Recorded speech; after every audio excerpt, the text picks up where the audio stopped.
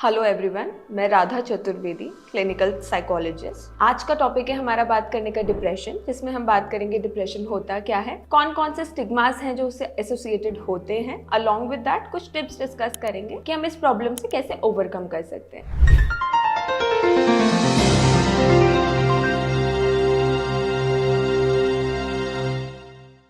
तो आइए सबसे पहले ये समझते हैं कि डिप्रेशन होता क्या है। डिप्रेशन एक कॉमन मेंटल हेल्थ कंडीशन है जो कि अफेक्ट करती है हमारे सोचने को, महसूस करने को और हम किस तरह से एक्ट करते हैं उस चीज़ को। बेसिकली डिप्रेशन में जब एक पर्सन होता है तो वो एक persistent feeling of sadness experience करता है, होपलेसनेस की भावना होती है, वर्थलेसनेस की भावना होती है और जो रोज़मर्रा की उसकी इंटरेस्ट की चीज़ें होती हैं उसमें भी इंटरेस्ट लूज करने लगता है। कभी कभी क्या होता है कि इंसान लो कॉन्फिडेंस, स्लीप और एपेटाइट में भी डिस्टर्बेंसेस महसूस करता है। तो बेसिकली अगर हम बात करें तो डिप्रेशन एक ऐसी समस्या है जो कि हमारी ओवरऑल फंक्शनिंग को हैम्पर कर देती है, लाइक हमारी ऑक्यूपेशनल फंक्शनिंग, हमारी पर्सनल फंक्शनिंग, हमारी सोशल फंक्शनिंग। तो जल्दी से इन सिम्टम्स को रिकॉग्नाइज करके हमें इसका ट्रीटमेंट लेना अवश्य बहुत ज़रूरी है।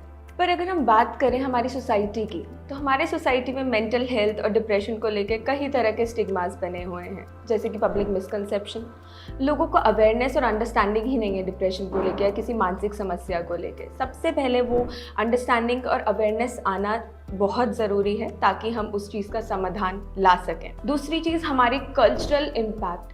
हमारे कल्चर में इतना ज़्यादा इनग्रेन्ड हो चुका है ये चीज़ कि अगर किसी को डिप्रेशन की समस्या होती भी है ना, तो वो एक डिस्कम्फर्ट, एक शर्मिंदगी का सोचते हुए या ये सोचता है कि मुझे डिस्क्रिमिनेट करेंगे तो वो किसी से शेयर ही नहीं कर पाता है। इन सब स्टिग्मास की वजह से जो इंसान डिप्रेशन से ग्रस्त होता है वो खुद को आइसोलेट कर लेता है, ट्रीटमेंट लेने में बहुत देरी करता है। तो बेसिकली हमें कोशिश करनी है कि हम इन स्टिग्मास को हरा के ट्रीटमेंट के लिए आगे बढ़ सके। हम इनकरेज कर सके जो लोग इससे सफ़र कर रहे हैं वो ट्रीटमेंट लें और अपनी ज़िंदगी बेहतर तरीके से जी सके। चलिए आज हम कुछ टिप्स डिस्कस करते हैं जिससे कि हम डिप्रेशन से लड़ सकते हैं। तो सबसे पहली चीज़ है, जो कि शायद सबसे कॉमन चीज़ भी है मगर हम उस पर कभी गौर नहीं करते, बिल्ड अ सपोर्ट सिस्टम, जो कि सबसे ज़्यादा अहम होता है। खुद को ऐसे लोगों के करीब रखना जो कि एम्पैथेटिक अप्रोच रखते हैं, कंपैशनेट हैं और अंडरस्टैंडिंग है towards us.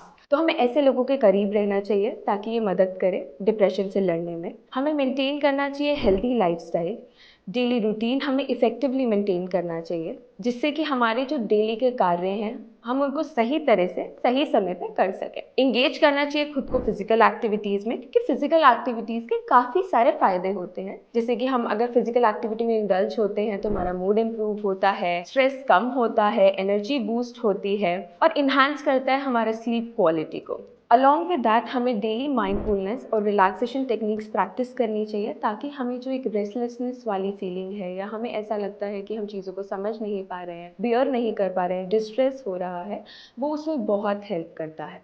And try to challenge your negative thoughts and beliefs, क्योंकि thoughts are associated with feelings and feelings are associated with behaviour. तो आप जैसा सोचेंगे वैसा आप महसूस करेंगे और उसी तरह से हम काम करेंगे। तो बेसिकली जो हमारे नेगेटिव थॉट्स आते हैं हमें उनको चैलेंज करना शुरू करना है। एट लास्ट मैं यही कहना चाहूँगी, अगर आपको ये लगता है कि इन सब जो मैंने आपको टिप्स बताई हैं उनको अप्लाई करके भी आप इस समस्या से लड़ नहीं पा रहे हैं, तो जल्द से जल्द मेंटल हेल्थ प्रोफेशनल से संपर्क करिए और हेल्प लीजिए।